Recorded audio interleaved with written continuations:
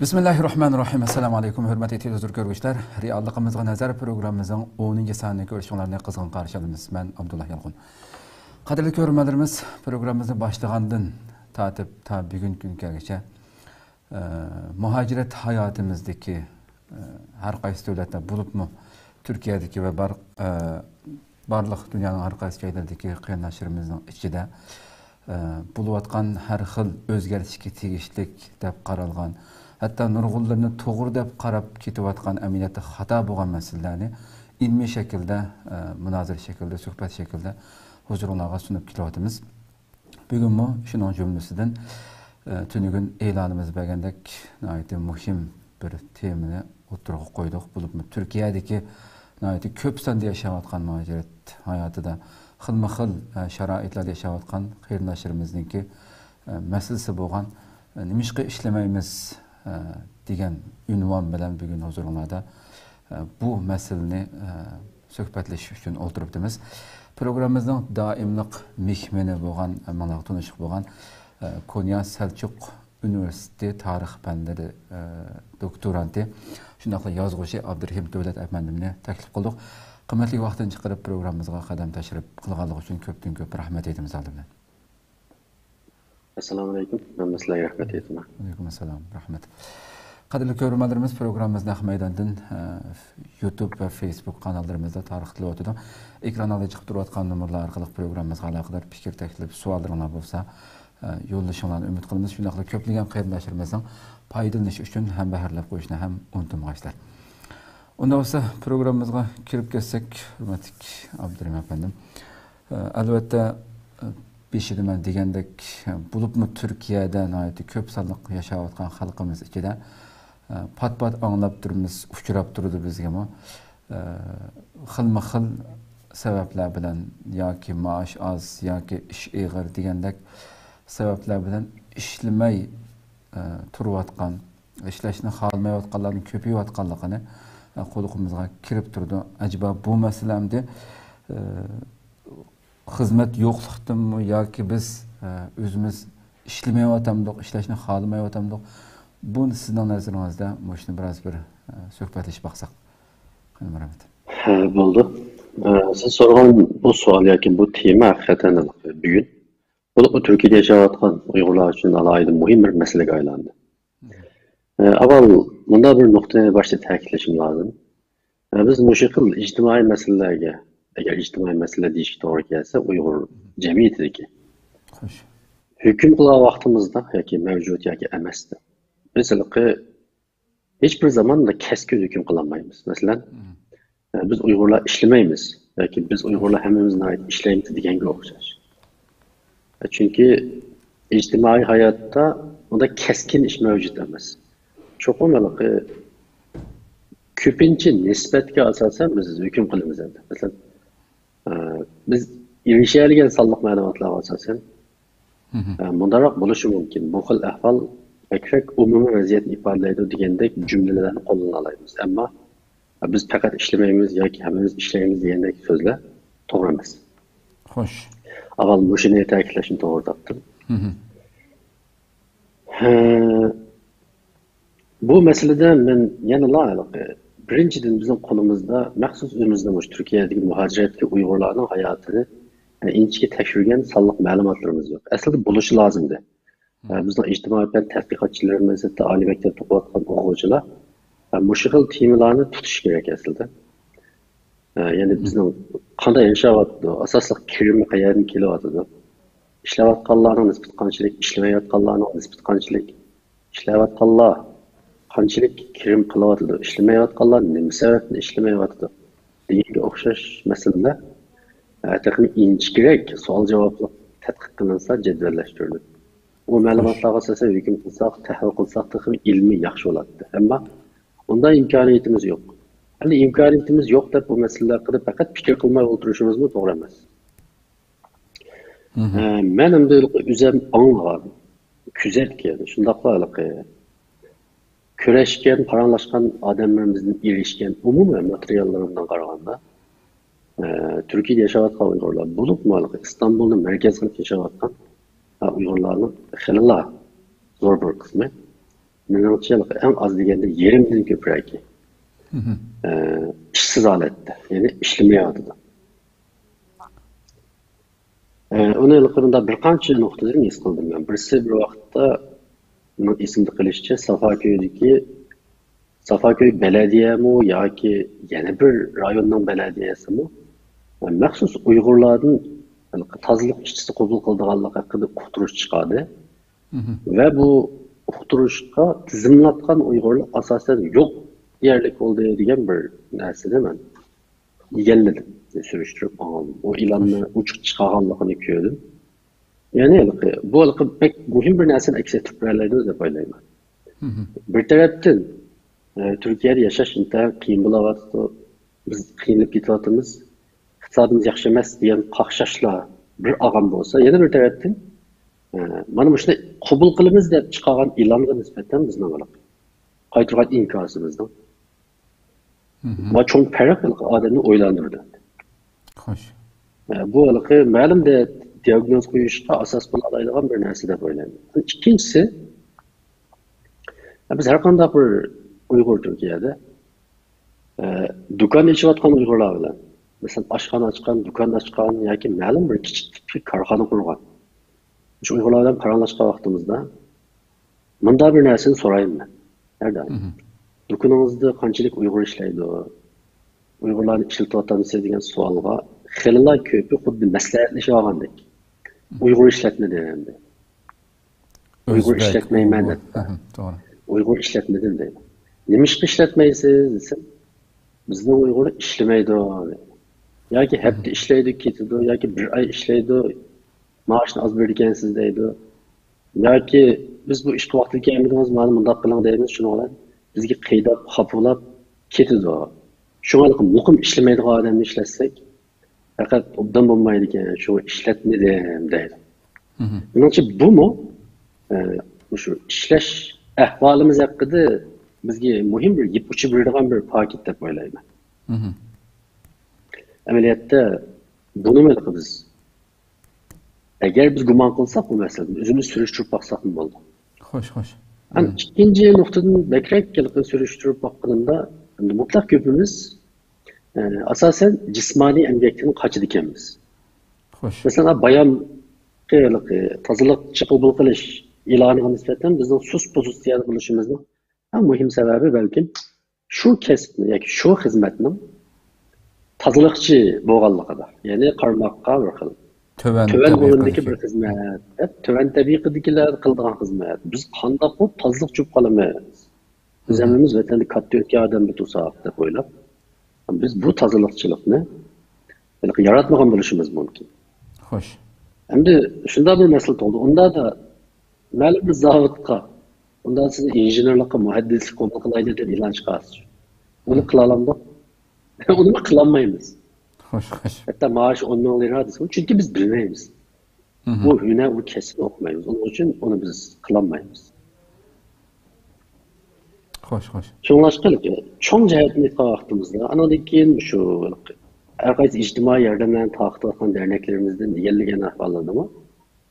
Yardım kabul kılıdığan ailelerin zor köp sandı ekenligini deydi. Yani umumi cihetten, ben Konya'ya turuyordum mesela. Konya'da yüzge yakınlaştı diye buldu Uygur ailesi var. 2 yıl burun bir Uygur aşkhanası içildi. Şu aşkhana içildiği vakitte bunda bir nersini ben bir işe dikkat kıldım. Ben Tunuş bir yakın ağayla açkandı aşkhanada. Şu aşkhanada bir Afgan baladın birini işçilik aldı. O bala şu 16-17 yaş etrafındaki bir bala. Hem de Afganlı bilisiz bizim Uygurca tarmıkımızı hiç karşısında kılanmaydı. Hoş. Ama bu bala şuya geldiğinden ki 6 ay içinde şu Uygurca tamaklarının bütün xemirine ait yaxşı Uygur alaydıgan, samsını müstakil yaka alaydıgan, xemir tamaklarını, mesela lağmennin xemiri, mantı xemiri geldiğini ait yaxşı Uygur işleyelaydıgan, cilt taşı alaydıgan oldu. Ait yaxşı ügendi var, aşağıda yetip diyendik. Hoş.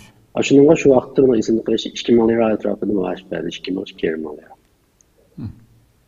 Mesela o nölden başlap aşı haletki geldi değil mi? Kısa vaqt içinde. Tamam. Şu vaqtda amaliyotda bizning Konya'da ve başka çoxum işleydiğin Uygurlar battı.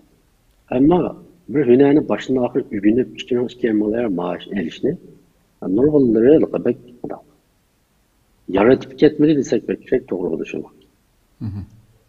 Ama ben şu yanıma Konya'da dikkat kılgan bir iş, arada bizim bir işçi dostumuz çarvıçılık kılış için, yani bakmacılık kılış için bir toxtamaylık Kotallarını aylandık, birle ayrılışıp verdim ben. Konya bu Anadolu'daki bir merkezi şehir oluşka üzüp çözülen çarvıçılık biraz terakki kılgan rayın deyişki buldu. Şu koy, kala diyenlerin məxsuslaşkan kotalları var. Nurgun kotalları vardı, nurgun koy bakıdığan yerler vardı. Fıddı deyişi vargandakla men bağın hem kotanda afganla işlevardı. Hatta bir ait yetizlik, Irak bir dalıdaki bir kotanda kalsam, şu 15 yaşla etrafında bir balı işlerdi. Kalsam umu Afgan. Hoş. Arada bizim dostumuz ne oldu? Yeni işleydiğin Afgan kesel olup kalıp işleyenmekti. Şu kesel yok bop kalgan günü etti geldikte iki Afgan gelip kesel olup kalgan Afgan'ın ornağı işirdi. Sen bana işten boş etmesen mal kıldığın işte biz bir 2 gün nöbetleşip tutturaylı. Ben şunu perez kıldım değil mi? Bu da öz ara işçide değişeyle alak ki. Yani eğer kaysimizde məlum bir iş olup kalsa, ya ki kesel olup kaldık, ya ki ciddi işimiz çıkıp kalsa, birisi-birsimizden ornak verip hizmetini tolaklayla. Yani hizmetin ayrılıp gelişini o kadar xəterlik bir ahval da bildik değil mi? Yani ola şu Anadolu'nun bütün şehirleri tarqılıb, şu çarvıçılık, dıxançılıktaki mühim urullarda azı ciddi işleydik. Bunun perzimçe eğer ulu müşüfeti işletmezse, belki 5 yıl, 10 yıldan keyin nurgun çok çarvıçı Afganlarını Türkiye'de görüşke başlayırız. Çünkü o şunu kılış davamında bu kesinlikle ügünüdür. Nurgun bir kişinin demez belki bunu ügünüdür. Doğru. Bunu kandak kılışını, kandak payda elişini umumi mekanizmlerini ilgilep buldu. Bu balıkın nokul işleşmesini silemez. Demek ki o hanım hem de. Hiçbir yerde hazırlık eder biz.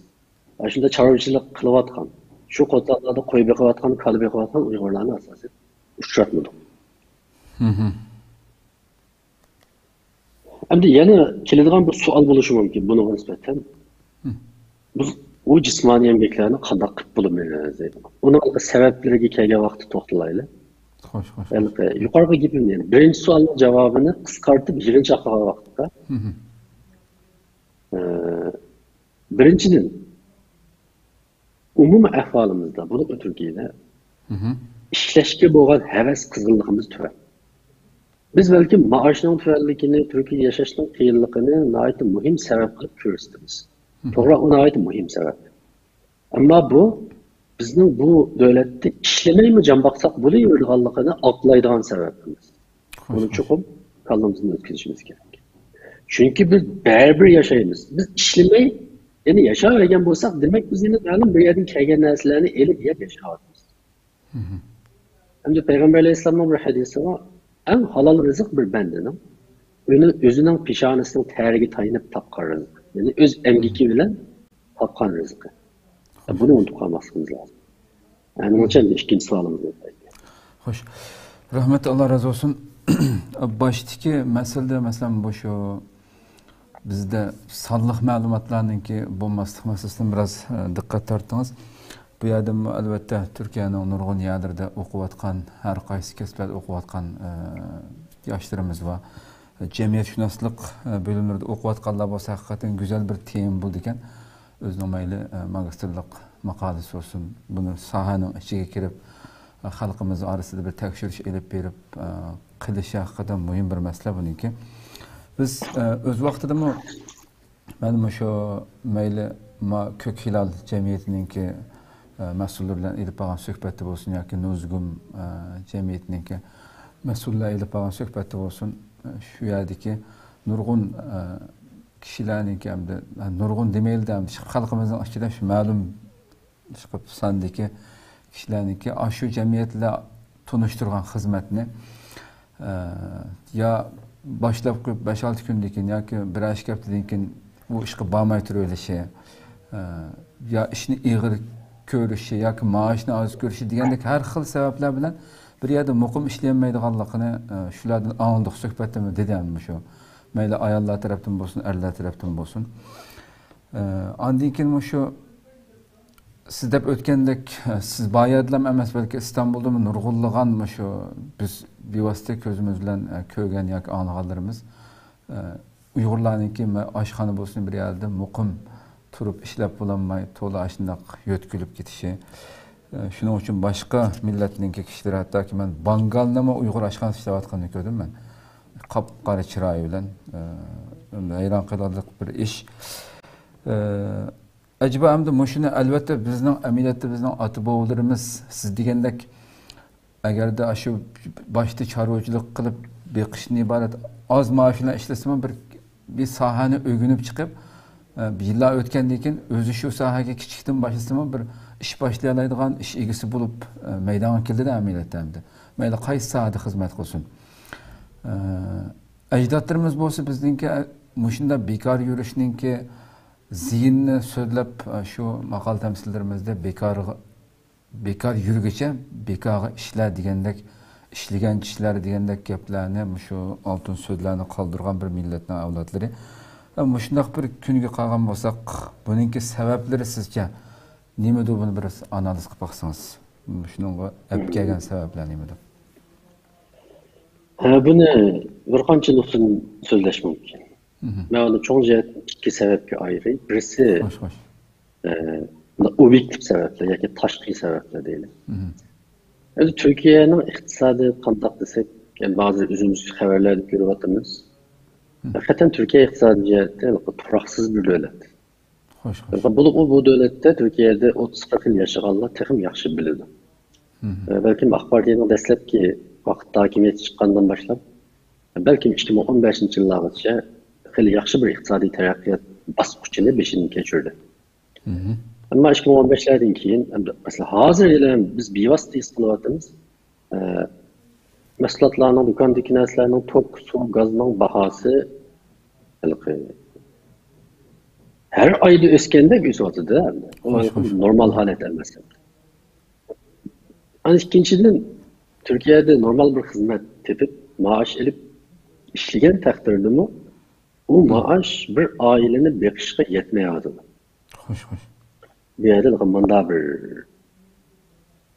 so'q bir paket bor. Xo'sh. Şuna bunu nazardan saqit qilsak, to'g'ri bo'lmaydi. Türkiye üzümü bunu itiraf kılavatı. Televizorlardaki siyasetçiler arasında münazirlerine dikkat kılsak, şu hazır AK Parti'nin ait çok bir mesuliyeti varmış işte dilivatkan noktanın birisi bu şey iktisat. Hoş. Ama biz bilimiz, şunlar kısa vakit içinde iş güççiler Merkezi Bank'ın banka başlıkını bir kanç katın almıştırıyor. Hatta akşam mı? Akşam almıştırıyor ki şeyde. Akşam almıştırıyor. Mesela İktisat Ministri Barat Albayrak'ını elbette. Bunun işlerinin hepsi bu şekilde davalgıçının inkasları, neticeleri. Yani bu bir taşkı bir sebep. Hoş. Yani biz yaşamaktan devletti ki bu algına aitti. Biz nezarını saqit kılsak to'g'rilanmaydi. Mesela Türkiye'nin üzdümü hazırmış şu. İşsizlik nispeti intayin yukarı. Hatta bazı öktişi partiyalar devletinin bergen sanını rast yaparmaydı. İşsizlik nispeti hakkındaki. Bunun mu yukarı deydi. Yani bu alaka objektif sebeplerin en mühimlerinden biri. Yani ikincisi, yani bu objektif sebepler katarına tizişki bulunduğunu, bizim bu Türkiye'de sahavet cemiyetlerine ait köplüğü, şunu olan her xil şekildeki yardım, sahavetlerle bir şekilde cerimizde bakıp yap içip gün keşruvatı alavatımız hem lazım. Muşumu biz ne? İşlemesek mi iş kılıp gün ütüvatıdı o deydiğen bir bir yaman Tushunchaga. odatni yetilib qolishiga tashqi jihatdan azizlar sabab bo'lyotgandiki deb o'ylayman. Endi bu nihoyatda bir ziddiyatli bir masala ekan. Birisi uni qat'iy yordam qilmaslik kerakligimi desa, yordam qilmaslik kerak deyilolmaydi ekan. Chunki bu yerda yanada eri yo'q, nurg'un yolg'iz ayollar bor, nurg'un yetim oilalar bor. Cho'qim ularning iqtisodiy g'amini qilishga tegishli oilalar bor. Endi shuning soyasi va bahonasi ostida bu nurg'un kishilarga bir bahona bo'lib bergan deb o'ylayman. Ham bizda shu xil ijtimoiy yordamlarga nisbatan favqulodda ko'nib ketishdan iborat bir narsani biroz ko'ryapman. Birodar bir mezgil yordam olsa bo'lishi mumkin. Xo'sh. Ammo butun hayotini shu yordam ustiga qurmoqchi bo'lsa, ne bir islomga, ne bir insonning g'ururiga uygun keladigan bir ish emas. Xo'sh. İşkimiz körükten ütüvaq için neyle dep azdılar bir yerlerini tutulasak mı? Ama mengü Xudoga şükür obda bir yol taptım dep manda neme beliş to'g'ri emas. Bir narsa esim keldi, bu vatanda Xitoyda keyingi vaqtda ijtimoiy yordam deb aholi komitetleri orqali tuvan turmush kapolati degandek pullarni taqdirgan bo'lgancha. Bu şumu iliq bilishimcha, nurg'un boylar boshliqlarning tuqqanlari shunga tizimda olibdi. Oyda bir necha yuz, hatto nurg'un millionerlarning yo'lmani tizimda taqalligini men bilaman. Tayyor kelgan pul bo'lgandikin demadi. Xo'sh. Orada bir voqeani oldim, böyle hayron qolgan bir ishim. Ürümchida bir qassob yo'lning yoqsida o'zining bir kanaraga go'sht ilib sotadigan bir qassob. Bu aholi komiteti tizimida go'sht tuvan kapolat pulisi oladi. Ammo keyin tekshirgan vaqtda unda yo'nalkasi va kishilarga u pul berilmaydigan bo'lg'achqa bunun o pulni kesirdi, to'xtatdi.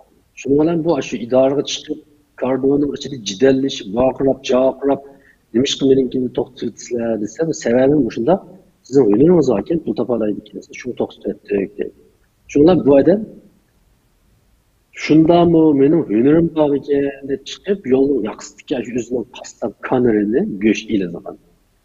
U chekib, vaqirab, shunda qilgan bir voqea bor. Yani bir vasta anlamadım. Yani benim muşu işim muşu pulun gelişini tosap yaptım mesela. Tabii ki bizden dükkanını çekip etken bir iş. Yani a zihniyet, a ruhiyet bizi korkutucu lazım. Yani bizden hem de başkalarımızda mı yok diyemeyiz. Bu dersine. Hem de muşu objektif sebepler katarına muşu işkini köstüş mümkün. Hem de subjektif sebepler, yani bizdeki sebepler. Bu bizdeki sebeplerini ikiye böldüm. Birisi hem de köpünçümüzden mal mülki vatanı kalan boğaçka, ticaret kılayırsak iktisadi desmayemiz yok. Şunlaşka soğudu kılanmayıp kaldık. Yani soğudu kılanmayatımız. Bu bir mühim sebep. İkincisi desmayemiz mi var, pulumuz mu var? Ama ticaret kılayırsak soğudu kılayırsak desek bu devletin elinde telmini, ticaretteki oyun kaidelerini tekatılık yerlep olmalıklığımız için. Yani ticaret kılsak da taza payda alamayatımız. En mühimi pulumuz mu yok halasında da üzümüzden muşu devleti yaşımızı yardım bireylerden yönelik kesitlerimiz yeterlik olmalıktır. Yani iktidar desmayemiz, bilim desmayemiz yeterlik olmalıktır. Bunu da kıyınlattı bize. Bu bakın ait objektif sebeplerden. Hoş. Hem de ben belki toxtalıdığının bizim ruhiyetimizdeki sebepler. Yani bizim zihniyetimizdeki, bizim tefekkürümüzdeki sebepler. Ben bu noktada nimişte belki toxtalışını halayma desek, bizim aldıdaki sebeplerini biz derhal özgertenmeyiz. Mesela ticaret kılayı desem pulum yok diyen sebeplerini derhal özgertenmeyim. Çünkü pulum yok zaten. Değil mi? Yani objektif sebeple özgertenmeyim. Yani Türkiye'nin iktisadının bunda davalgıp durmakta vaziyetini ben özgertenmeyim. Ama ben üzerinin ruhi dünyasını, üzerinin tefekkür usulünü özgerteleyim. Şuna ben özgerteleydiğim sahada bekleyip toxtanış bizge faydalı konuşmamız de koydum. Endi bizning zehniyatimizdan da bir qancha nuqtada bunda bir masala bor. Birisi, mana xili ko'p sonli kishilarning parang davomida tilining ostidagi ba'zi so'z jumlalarni his qilib qoldi. Yo'l ochilsa qaytib ketamiz deydigan bir turkum kishilar. Endi bu qanday narsa desangiz, nayda chiroyli yo'l ochilsa degan xuddi u yo'l bir bizim vatanga tutashgan yo'lda bir cho'ng bir tog' bo'lib, yer tevrashda bu tog' o'rilib, u yo'lni yetiverdi. Yoki qor o'rilib tushib, yo'lni yetiverib, o'sha qor o'rib ketsa yo'l ochilibdi, yo'l ochilsa vatanga qaytib ketibdi deydigan bunda. Sodda bir tushuncha bor. Endi bu yo'l ochilsa qaytib ketamiz deb o'ylagandan keyinla biz bu davlatda, ya'ni Turkiyada uzoqgacha yashashning tayyorligini qilmaymiz. Chunki biz arzal bo'lganligimiz uchun, masalan, Türkçülüğünü desek mi? Ama qaytib ketadigan bo'lgandan keyin Türkçülüğünü qanday qila olmaydi. Yoki bir ünakesi günü desa, ama qaytib ketadigan bo'lgandan keyin buni günü qilgandan foydasi bor deb o'ylaysiz. Ya'ni har qanday vaqtda bir arzaldilik bizga hayotimiz haqida muqim bir qaror chiqarishimizning cho'ng bir to'salg'usi. Shunlashqa ko'p kishilarimizda shu xil arzaldilik bo'lganligi uchun nima qilishini bilmaydigan, xuddi Turkiyada yashashning tayyorligini qilsa, hatto kelgusidan qaytolmaydigandek bir narsani o'ylashi mumkin. Mana shu xilqi xomxiyolga yaqin bu ruhiy holat. Bizni ma'lum ish qilishdan, hunar o'rganishdan, kasb qilishdan, o'rganish qilishdan to'sab qo'ygan aytib muhim bir zehniyatimizga bir kasallik deb o'ylayman. Ana bu haqda ozroq to'xtalaylik. Xo'sh. Hammamiz qaytib ketishni ichimizdan orzu qilamiz. Masalan, men 2017 4-oyda vatan chiqqandan yaqin 5 yilga yaqin bo'ldi. Men 5 yilning yaqin vatanni tushunmagan tushlarim asosan yo'q deyarlik. Asosan har kuni vatanni tushayman. Do'stlarimni, tuqqanlarimni, shu yerdagi kishilarni tushayman. Men bir qatimni shu 5 yil yashab Turkiyada Türkiye hakkındaki ma'lum bir voqeani tushunib boqdim. Men har kuni vatanni tushayman. Men o'zim hayron qolaman. Asta bir kuni bir chunki İstanbul kirsa, bir kun Ankara kirsa bo'ladi deb. Ammo kirmaydi nima ish qilmaydi. Ben tushunmayman. Yani biz vatanga o kadar bağlandık, o kadar sığındık, bunları tillerimize tasvir etmiyoruz. Ama biz arzularımızla, hayallerimizle yaşasak da ahmaklık kılıyoruz. Hozirgi so'g'uq bir reallik shu. Allah vatanga baldur qaytishga nasib qilsin. Olsa biz vatanimizda bir davlat shaklida biz bunday bir qaytishga Allah nasib qilsin. Ammo reallik shu, bu kurash uzoqqa suzilgan bir kurash. Uzoqqa suzilgan bir kurash. Xitoyning bu qatimqi siyosati hammamiz endi faraz qilamiz bo'mi? Keskin aytammasakmı? Benim bilişimçe endi. Şu Çinçöngo kelgandan keyingi Xitoyning Sharq Turkiston siyosati 2 yillik, 3 yillik, 5 yillik siyoset emas. Biz uning oldida vatanda bunday narsalar ko'nib ketgan. Şu 95-yillardan keyin 2 oylik qattiq zarba berish bor ekan, 7 burun tozalash bor ekan. Ya'ni ta'tilda 6 oylik yana bir qattiq zarba berish ekan deb Xitoylik har bir ishga bir ism qo'ydi-ku. To'g'ri. U bizga bir qanday zihniyatni akeldi desa, bu shu o'tib ketgandan keyin sal bo'shaytdi deydigan bir xomxiyolni tug'dirdi qalbimizda. To'g'ri. Masalan, shu vaqtdan boshlab qanday o'ylaydik? Hozir sal to'xtab turaylik, yetdan keyin bo'shamish deb o'ylaydi. Masalan, qarasangiz 95-yildan buyon 2015-yilga 20 yilda hozirgacha bo'shamish degan shu xomxiyol bizning qalbimizdan ketgani yo'q. Ammo reallik izchil 95dan hozirgacha borgan siri zulm kuchayyotdi, chimayotdi. Biz ko'rgan narsa shu. Ammo biz buni qanday o'ylayotganimiz desangiz, bu xuddi siz yoki sizni deylik. Nayda chin kuchli qo'ldan birisi bir soat chin siqib olsa, shundan siz asta-asta chidamaslikqa boshlaysiz. Oxirida bunaqa sel bo'shitib bergan bo'lsa deb umid qilasiz. Shundan bo'lsa siz qilgan qo'l sel bo'shatgandan keyin Xo'sh. xuddi siz erkinlikka chiqqanday o'ylaysiz. Uf, ajab bo'shab ketdimi deb. Amaliyotda sizning vaqtni bo'shab ketdimi degan holatingiz u qo'l sizni siqqan vaqtdagidan chin. Ammo bir soatlik siqib turish sizning allabirun burunqi hissiyotingizni yo'qotib bo'ldi. Shuna sizga azroqla berib qo'ysa hozir uni qabul qiladigan bir zihniyatga ekib bo'ldi-da. Xuddi bizga shunday hozir. Xuddi ba'zi vaqtda 2015-yillarda, 2014-yillarda xuddi u vaqtlarda deb so'zlasak, xuddi biz mustaqil vaqtlarimizni tilga olgandek olamiz ba'zi kishilarda. Xuddi u vaqtda biz mustaqildik. Xuddi u vaqtda bizning butun erkinligimizni o'zimizning erkin ekanligini o'ylayotgandek bo'lib qolamiz. Ammo reallikda emasdi. Shunlashqa demakchi o'g'lim, chet eldagi Uyg'urlar chet elda uzoqcha yashashdan tayyorligini qilish lozim deb o'ylayman. Bu ergiz vatan uchun xizmat qilmaslik degandek narsa emas, balki vatan uchun chet elda uzoq bir mujodala qilishdan ruhiy va psixikalik tayyorliklarni qilish lozim. O'zimizni o'zimiz aldamasligimiz lozim.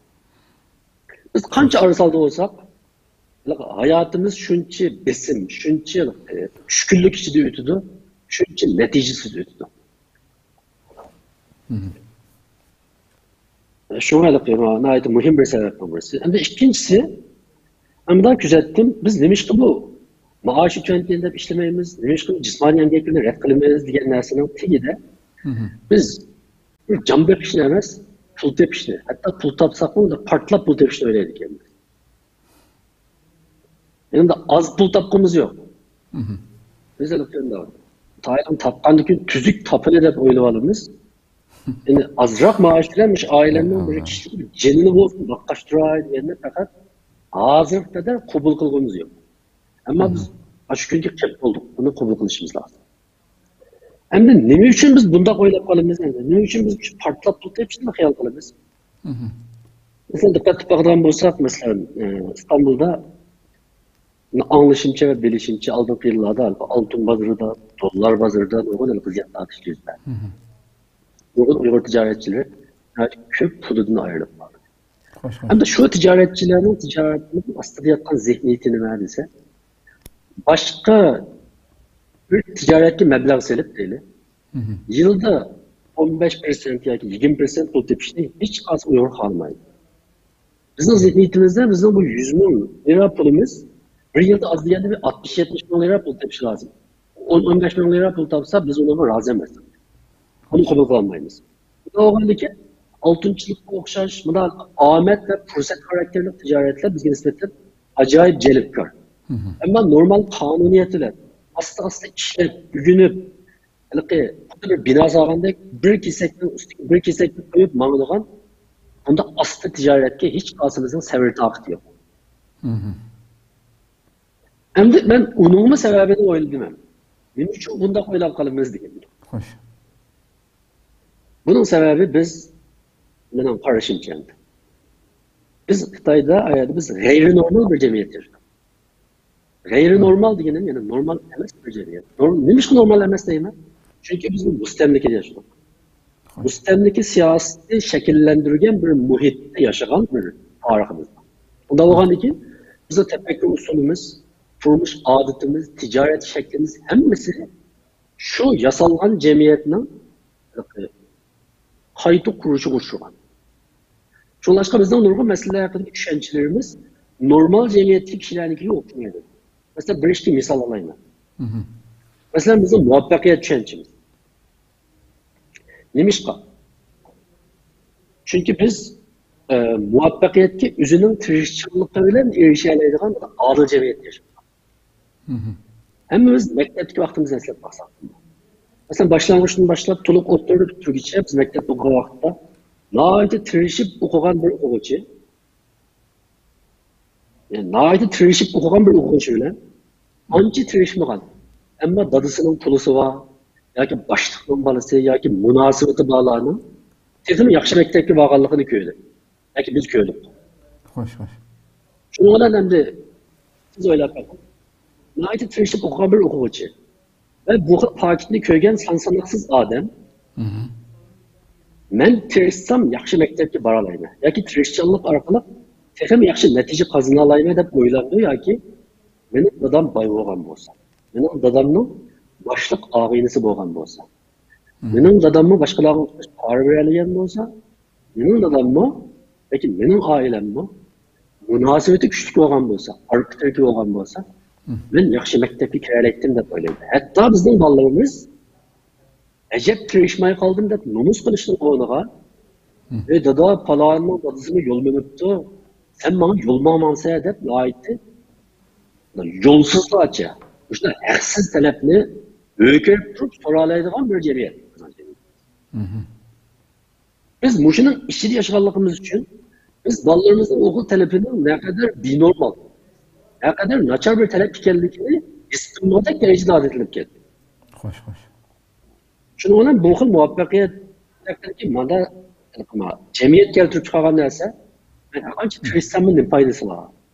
Men tirishsammi, shu tirishmagan odam bilan o'xshash yashaydigan.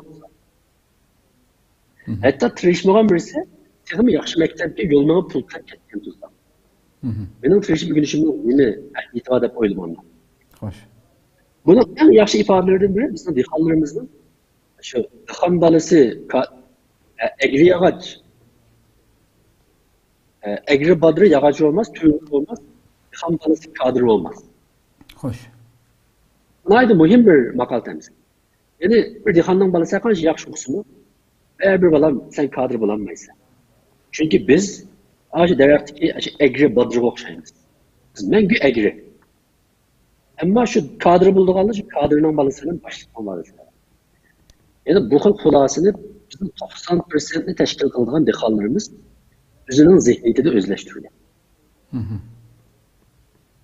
Endi siz ularga balangiz yaxshi o'qiy oladi, yaxshi o'qiy olsa, yaxshi maktabga kira oladi, yaxshi maktabga kira olsa, yaxshi maosh ola oladi deb qoyil qila olishimiz kerak.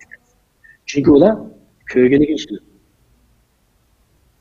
Shuning bilan bizda qanday shakllarda desa, biz omadni muvaffaqiyat deb qaraymiz. Endi shu narsa esimizda bo'lsin. Omad ta'lim bilan keladi. Muvaffaqiyat peshonimizning ta'ri bilan keladi. Ammo peshonimizning ta'rini natijasi bo'lmaydigan bir jamiyatda hammamizning omadga ishinib qilishimiz va omad kutish psixikimizdan kuchli bo'lib qilishi normal. Hatto biz hozir shu siyosiy mücadele siyasi küreşlerde mi? Bu xil psixikimizin alametini görebiliriz. Mesela bu küreş bir uzak tutulan bir küreş diyen gibi cık adamla digilim olmaydı. Hoş. Şunda dep kalsınız.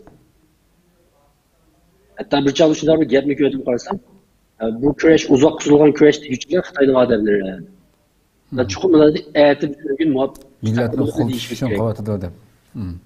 Milletin konuşuşun kavati da adam. Doğru.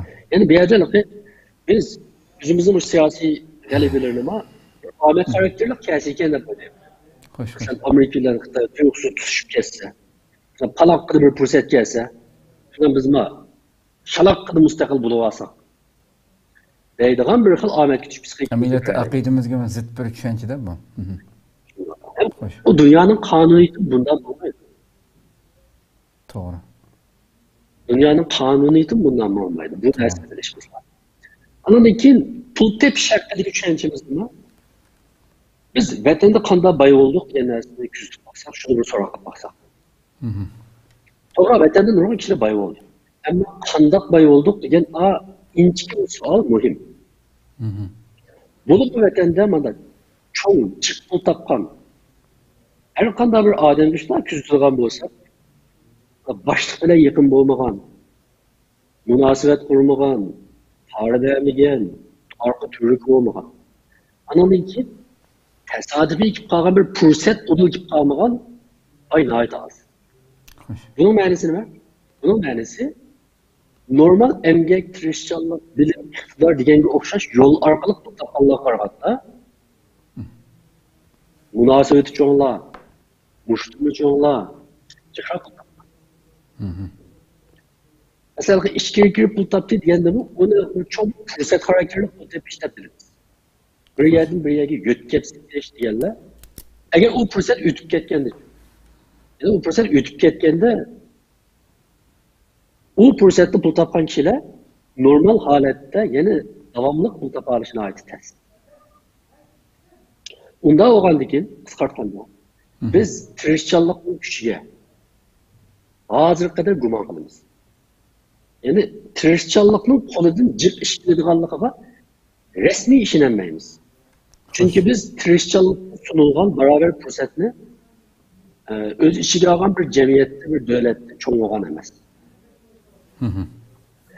Endi buni biz Turkiyaga chet elga yetkazib kelsak, shuni biz birovga tirishing, jafo torting, o'rganing, o'zingizni bir hunar kasb bilan qurollantirib, o'zingizni iqtidorni yuqori ko'tarib desak, qo'liga qo'shib yiqib ketmaydi. Xo'sh. Ya'ni bu yerda ishlarning oson bo'lishini kutyapmiz, omad xarakterli bo'lishini kutyapmiz, pul topsaqmi portlab pul tepishni kutyapmiz. Ama normal yo'lda ish qilishni hozirga qadar qabul qilolmayapmiz. Bu aniqi bizni kechiktirayotgan eng muhim bir bilan. Yani deb o'qishda bir majruh tafakkur usulü. Xo'sh, xo'sh. Biz buni aniqi qutulishimiz lozim buni. Üçüncü bir psixikimizdeki, zihniyetimizdeki muhim sebeplerden birisi, bu şey tashqi sharoit tayyor bo'lg'achqa men taqa qilaman deb o'ylaymiz. Yani to'g'ri bayon deganimdek, Turkiya tashqi sharoit jihatda haqiqatan xizmat qilish bu qiyin davlatlardan biri. Ammo siz yana boshqa davlatlarga tasavvur selishtirib ko'ring. Shunda turib Turkiya dunyo iqtisodidagi bir necha yil burun 20 davlatdan biri. Hozir çok 25 davlatdan birisi. 200 necha davlatdan ichida yana yaxshilarning biri. Afrikaga, Janubiy Amerikaga, O'rta Osiyoga nurg'un davlatlarga qarab boqadigan bo'lsa, yana Turkiyani iqtisodiy jihatda uncha bilan nachar davlat degan olmaydi. Endi sharoit pishib yetilgan bo'lsa, undan keyin bunday qiladim deyish bizning bir xato tafakkur usulimiz. Men pishib yetilgan bo'lsam, sharoit o'zining ishini menga ochadi desak, andan keyin texnik to'g'ri o'ylagan bo'lamiz deb o'ylayman. Xo'sh, xo'sh. Sharoit qiyin bo'lishi mumkin. Qiyinchiliklar cheksiz. Ammo shu qiyinchiliklar bizning yengishimiz uchun bor. Qiyinchiliklar yengishimiz uchun mavjud. Biz bu qiyinchilikni tog' deb qarasak bu. Bu bizning tafakkur usulimizga bog'liq. Biz bu qiyinchilikni bizni texnik igizga o'rlatadigan bir shota yoki peshtoq deb qarasak bu, u bizning tafakkurimizga bog'liq. Xo'sh. Shunlashganligi tashqi sharoit yor bergan chog'da undan keyin qiladim degandim. Men o'ylayman, tashqi sharoit yor bergan vaqtdami qilinmaydi. Bunday bir narsani tasavvur qilib, o'zimizning de o'qish hayotini o'ylab baqsak, ko'pincha bolalar bunday o'ylaydi. Mushu yatqinning sharoiti faqat yaxshi emas. 6 bola yatimizni aytib bormoqchi.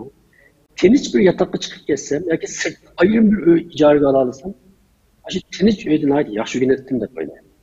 Xo'sh. Ammo shu bola shunda tinch uyga erishgandan keyin uxlaydi. Herkes yaxshi o'rganmaydi. Yani bizden anaqa sharoitim yaxshilansa men tog'ni talqon qilib o'tdim, cho'lni bo'ston qilib o'tdim deganimiz o'zimizni aldashdan boshqa narsa. Nachar sharoit ichida uni o'zgartirishga tirishmagan kishilar yaxshi sharoitga erishgandan keyin bu herkes undan foydalanmaydi. Bu mening hayotda kuzatganlarimdan xulosalagan bir tajribamda yani. To'g'ri, to'g'ri. Endi to'rtinchisi daha qarab baktım, yani nurgun kişilerimiz biz de ötmüşümüzden kurtulanmayalım. Ben bayan belki bunu bu yaklaşık söyledim. Ötmüşümüzden kurtulanmayalımız diyelim. Biz vatanda unda ötken, vatanda ait çoğu ürünümüz vardı, vatanda maşinlerimiz vardı, vatanda milyon pul vardı. Dahi belki konu saltanatlarımızda eslep aitti. Hem çoğunluğumuzu hoş kılımız hem azaplayımız. Şunu olan Türkiye'deki mariyallıkta fakat yüzlengimiz yok. Yüzlengimiz yok. Çünkü ötmüşten kutulanmaganlığımız için tamam bu ötüp gitti. Şimdi ben hazır bunda bir ahvalda. Ben mariyallıkını kuşaklap bir çıkışını tapayda boylamayız. Belki İstanbul'da külme, nurgun çay içki yerde, paralaşka yerlerde biz o vaqtda mundaqdik, o vaqtda mundaqdik, Türkiye'de mundaqdik. To'g'ri, o vaqtda mundaqdik. Ama öteki, o vaqtda mı acayip xalq emas. Vaqtda o'xshash bir Xitoyning ostida yashayotgan bir mahkum millat. Bunu faqat unutib qolmasligimiz lazım. Biz hozir bunda chet eldagi erkinlikni bir ne'mat deb hisoblamaydigan holga keldik. Ba'zi bir tashqi qiyinchiliklar, iqtisodiy qiyinchiliklar va yashashdagi qiyinchiliklar biz ma'naviy jihatda erishgan nurg'un narsalarni ko'rmaydigan qilib qo'ydi bizni. Xo'sh. Belki ben tula deb qo'yman, hozir hech kim besh vaqtimizni jamida o'qiy oladigan bo'lganligi uchun xush emasman. Ammo vatanda shu jamiga bir qatim kirib qo'yganlar labirda. Nurg'un o'qiolmaydigan kitoblarga o'qiydigan fursat erishganligimiz uchun hech qaysimiz Allohga shukr deb duo qilib qolgan bo'lishimiz mumkin. Xo'sh, xo'sh. Ammo vatanda shu kitobni o'qib solganlik necha yillik turmada va lagerda. Ayollarımız İslam'a uygun yergellik için belki Allah'a şükür deyişi unutip kalkan buluşumun. Ama vatanda sanaksız ağaçlarımız, kızlarımız şu yağlıklı artkallık için, şu icabını yerlik için lagırda ve türmüde. Şu an bazıda bu nimetli kaydı esleşti. Üçüncü sualınız hakkında ben düşünçlek. Xo'sh, xo'sh, xo'sh. Biraz uzunluk kaldı. Ko'pdan ko'p rahmat, Alloh razı olsun. Hakikaten bütün sebeplerini bir analiz qilib o'tdingiz asos jihatdan. Hakikaten hem de insandaki dinimizde mi yani leysa lil insani illa ma sa'a.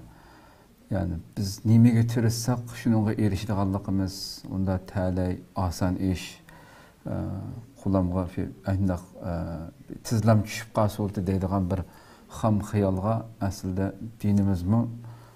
dinimizde mi o'rin yo'q bir narsa hamdi bu. Afsuski mushar xil qandaq nimaga uchirgan bo'lsak bu holatga kelib qoldik. Amaliyotda bu yuqorida so'zlangan narsalar bir jamiyatda bu agarda davom qilib o'tsa nurg'unlagan salbiy natijalarni keltirib chiqarish mumkin. Mushuningki mushunday bir salbiy holatning davom qilishi nimalarni keltirib chiqardi sizga? Endi bu aloqa uzoqroq kelgusiga nazar tashlagan vaqtimizda haqiqatan bizga nisbatan yomon oqibatlarni keltirib chiqardi. Uning ichida eng muhim birisi jamiyat shunaqangi muhim bir uqum bor. Türkçe etiketleme deb ataydi. Ma'lum bir ijtimoiy toplumga marka qo'yish. Yani bir marka bilan atilib qilish.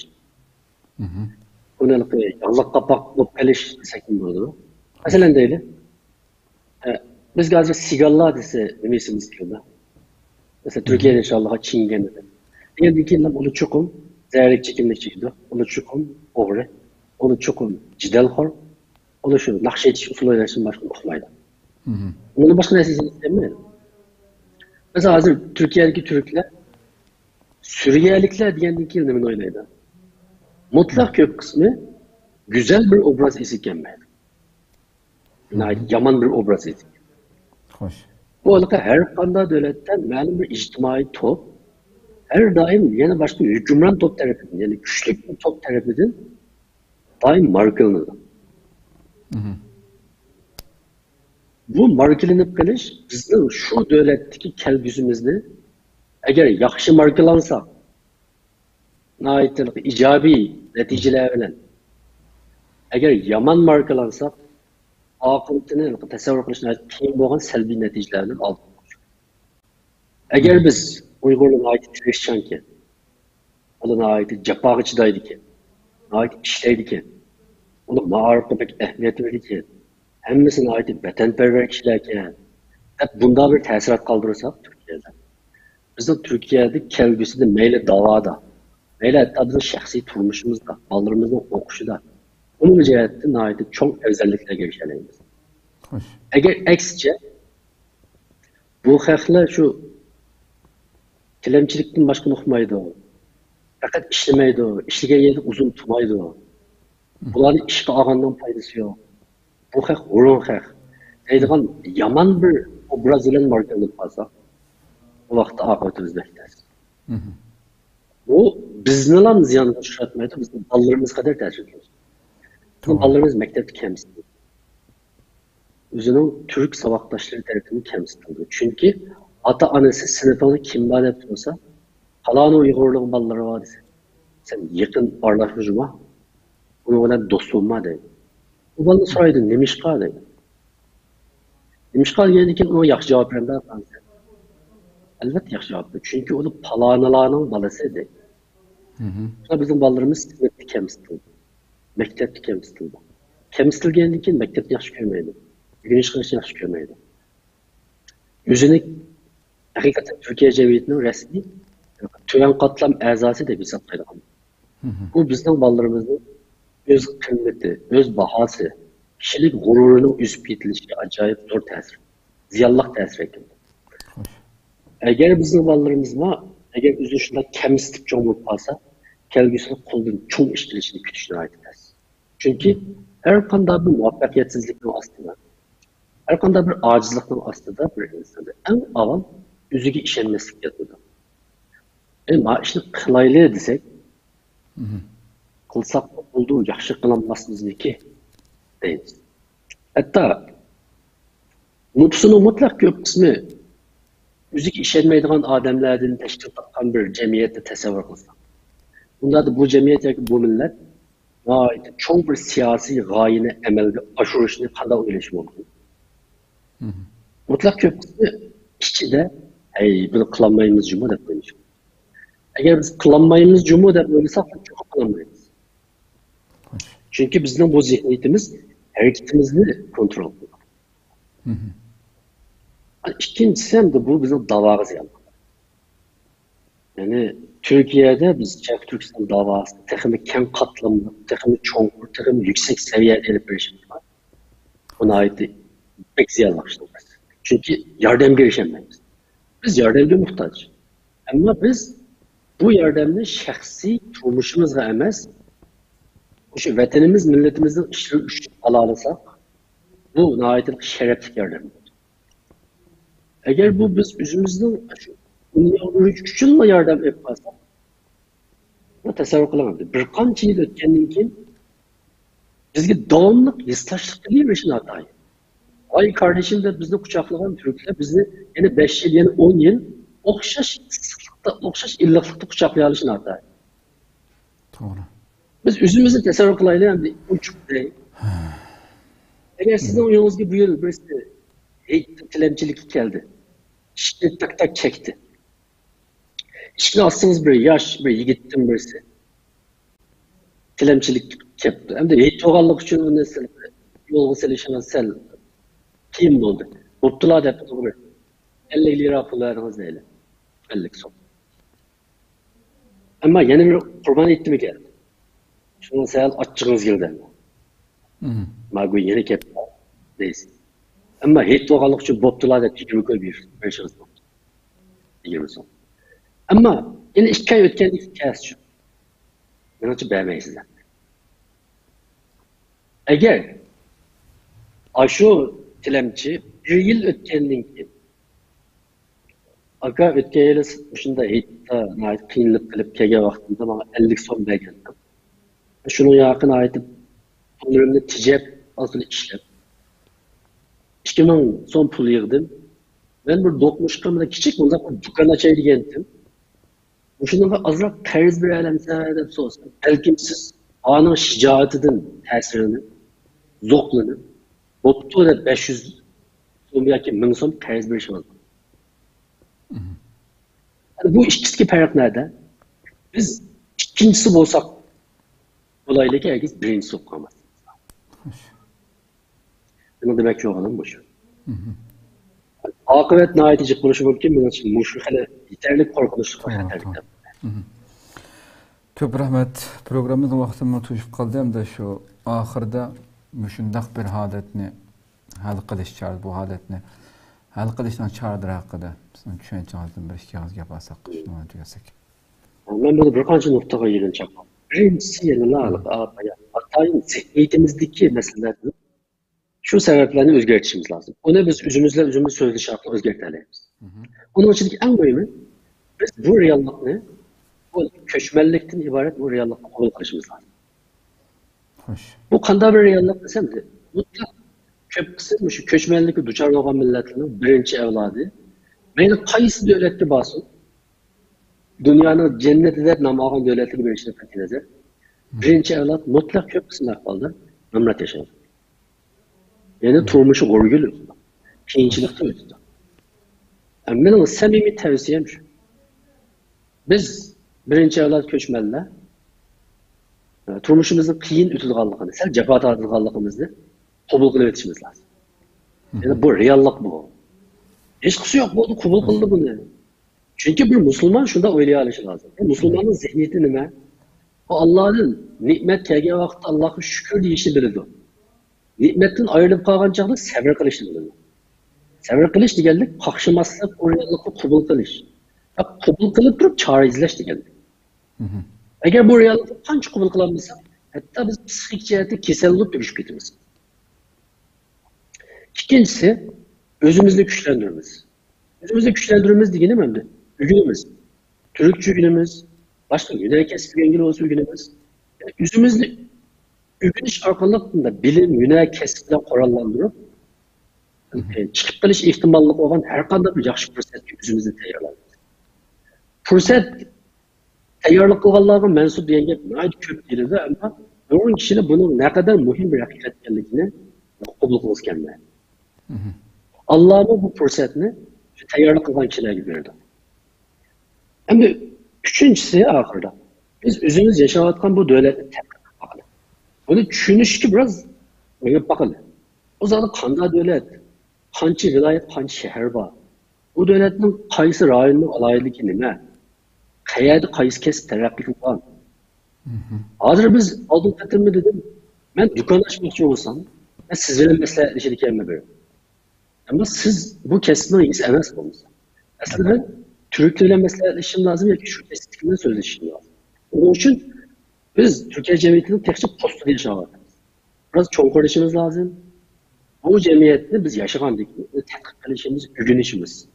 Qancha tadqiq qilsak, qancha o'rgansak, qancha ichiga kirsak, cho'qim biz postida ko'rmagan fursatlarni uning ichida ko'ralaymiz deb o'ylayman. 80 milyondan ortiq insan yaşayotgan bu toprakta 40-50 bin Uygur'un yaşayalaydiganligi men ishondim. Sizga rahmat. O'shunchalik. Ko'p rahmat. Alloh razı olsun. Ayet güzel şekilde içip verdiniz. Allah razı olsun.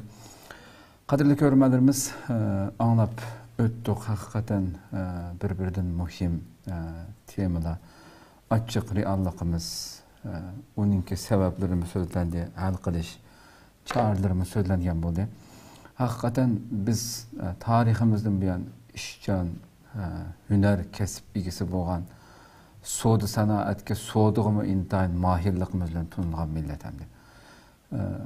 Albatta nurg'unlarimiz Abdurahim Davlat Efendi so'zlagandek o'tmishdagi paravalliq hayot ichida o'tgan 3-4 yılın aldı yiroq bir yil emas, balki 3-4 yılın aldı shundoq paravan yashab, tuyuqsizlam bundaq bir sharoitga kelib qolish, hamma narsadan ayrilib qolish insonga albatta ig'ir keladigan masala, bu ruhiy holat.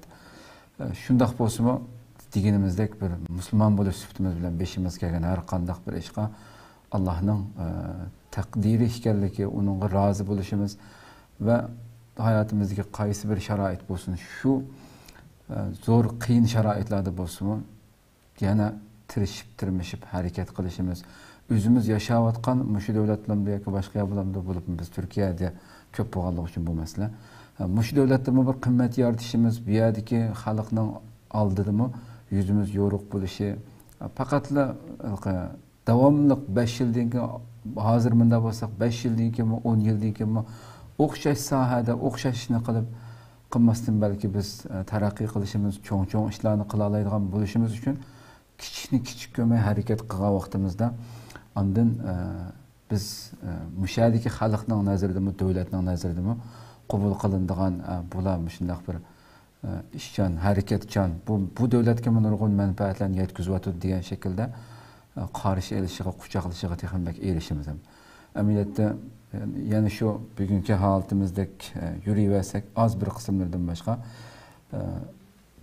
ustaz deb o'tgandek balki 5-10 yildan keyin bugünkidek qabul qilmasligi, yordamni qilaveribmi, bular hech bir ilgirlash yo'q ekan deb nurg'un narsalardan ayrilib qolishimiz mumkin. Bu passiv holat chuqur o'zgarish kerak. Shuning uchun bu programmani qildik. Inshaalloh buningga quloq soladigan, buningga bu holatni o'zgarishga harakat qiladigan qarindoshlarimizning ko'plab chiqishiga ishonamiz. Rabbim ömür berse aldığımızdaki sanda, yani 2 haftadan keyin o'xshash soatda ko'rishguncha aman bo'lg'aysizlar. Assalomu alaykum va rahmatullohi taala va barakatuh.